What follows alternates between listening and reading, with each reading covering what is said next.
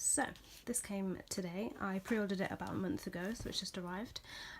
It does look just like the Action Comics 1000 issue, but it's actually the deluxe version. So it's actually hardcover.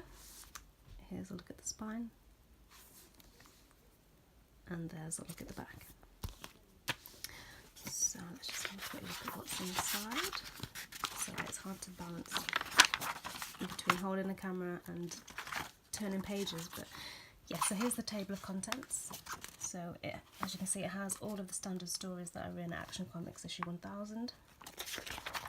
But not only that, it also has a few extra bits, which is really nice. It has an additional story, which is called The Game, story written by Paul Levitz and Neil Adams, colours by Hi-Fi. You also have a gallery of the variant covers that they did for the issue. There's a lot of them. You also have a look at the sketchbook and a few extra bits on there, and then you also have a reprint of Action Comics issue 1. So like I said, it's all the same stories of what's in the original issue, which most people have probably read by now, and if you haven't, you need to sort it out. So I'll just kind of skip through this bit a little bit. So I know I have this quite a few times because I have some of the variant covers as well, but it's just nice to have it in hardback. And this was actually one of my favourite pieces in the whole book. I actually have a signed version of this by the artist himself. Okay, so that's where it ends, and this is where the additional stuff lies. So here's the additional story I was telling you about, which is called The Game. Features Superman and Lex Luthor with a chessboard, so that's all I'm going to give away. I'm not going to tell you the story, so you can read it for yourself. Here's a look at the variant covers. So I'm quite familiar with these because I'm actually collecting all of them myself. I have 3 left to go. It's been very expensive and very long, but I'm determined to get every single cover.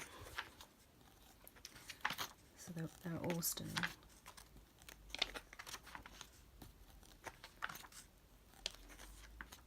It's nice to have them all in one place as well, because having them hidden in sort of comic boxes is quite, you don't really get to see the artwork, so it's nice to have a gallery. This is one that I haven't got and will probably be the last one that I buy because it's so damn expensive.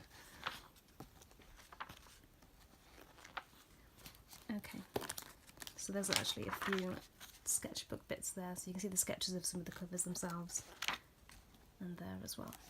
So here's the sketchbook and extras part. So basically it shows all of the sketches from the covers and stories inside the book, but it also tells you where the writers and the artists got their inspiration from, which is quite nice. So it's not, usually you kind of get a comic book, you have a look through, and sometimes people notice certain things that have happened before, or certain nods to different eras, like, you know, different actors and story writers and things like that.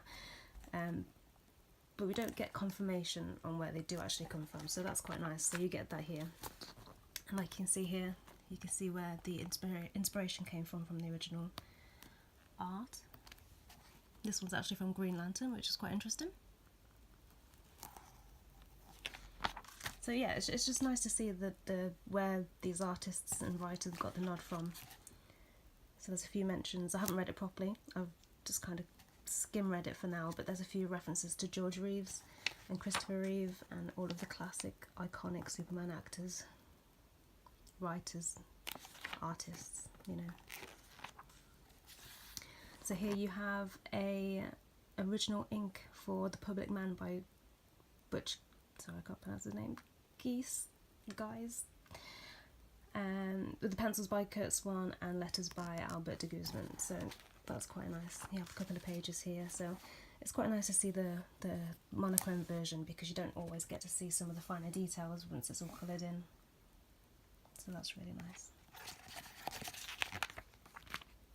Again, you have more bits where the inspiration came from, and a few versions of the original cover. So there's a pencil version by Jim Lee and an inked version as well. And then you have a reprint of the comic that started it all, so Action Comics #1. Unfortunately, although I collect Superman comics, this is probably one I'll never get. Although I do have a few reprints, but it's just not the same, is it? But yeah, so you have that story and then that's the end. But like I said, I have it already, but having it in hardcover is a nice touch. Plus with the extra stories and extra bits that you get to see, it's definitely worth it. So it's available on Amazon now. I pre-ordered mine, so it just arrived today, which means if you order now, it should be available on Prime. So there should still be some left, so enjoy.